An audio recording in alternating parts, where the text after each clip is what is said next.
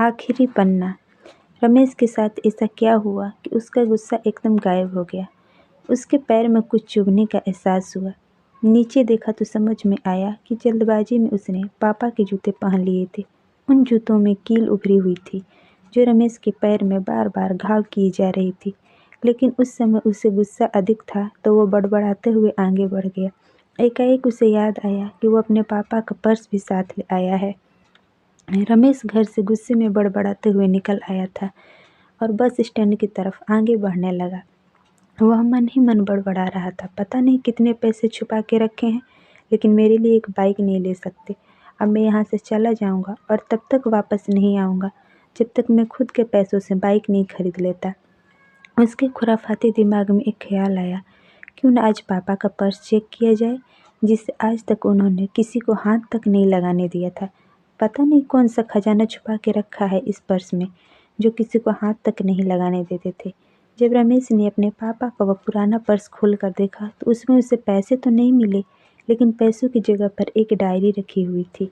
तब रमेश ने सोचा, ओह, तो यहाँ खजाना छुपा रखा है। वो समझ रहा था कि उसके पापा ने यहाँ लिखा होगा कि किस किस से कितने पैसे लेने हैं और किसको कितने पैसे दिए हैं, लेकिन वो गलत था। जब उसने उस छोटी सी डायरी का पहला पेज खोल कर देखा तो वहाँ पर जो लिखा था वह थोड़ा सीरियस कर देने वाला था।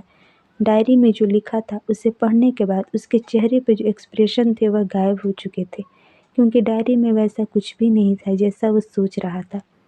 वहाँ पर उन पैसों का हिसाब लिखा हुआ था जो अलग अलग कामों के लिए अलग अलग लोगों से उधार लिए गए थे। उस डायरी में कुछ यूँ लिखा हुआ था, 50,000 बेटे के कंप्यूटर के लिए। यह वही कंप्यूटर था जिसे आज तक यूज कर रहा है, लेकिन उसे यह पता नहीं था कि उस कंप्यूटर को खरीदने के लिए पैसे कहाँ से आए थे, लेकिन आज पता चल रहा है।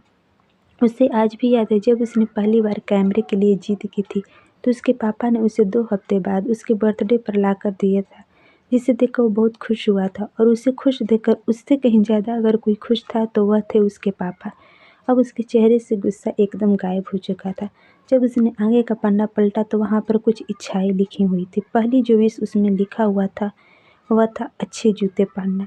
यह बात उसकी समझ में नहीं आई। तभी उसका पाँव अचानक सड़क पर भरे हुए पानी पर जा पड़ा और तभी उसके पाँव में कुछ गीलापन होने का एहसास हुआ। जब उसने जूता उतार कर देखा तो उसका तल्ला टूटा हुआ था।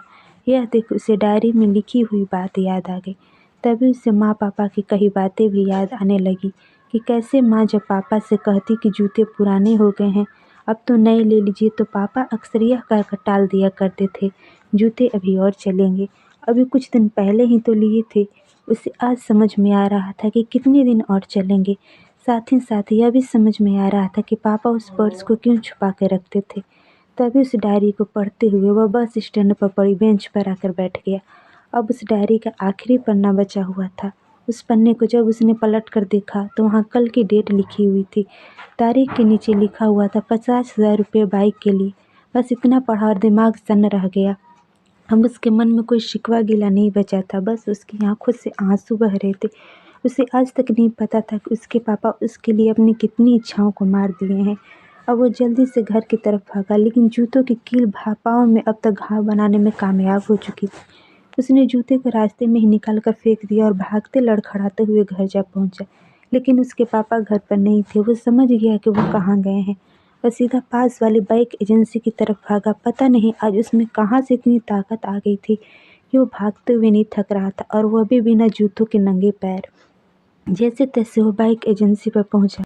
उसके पापा वहीं थे। उसने दौड़कर पापा को गले लगा लिया। आज उसकी आंखों से आंसू रुकने का नाम नहीं ले रहे थे। उसके पापा समझ नहीं पा रहे थे आखिर हो क्या रहा है, वह क्यों रो रहा है। उसने अपने पापा से कहा, पापा मुझे मोटरसाइकिल नहीं चाहिए, आप अपने लिए जूते ले लीजिए।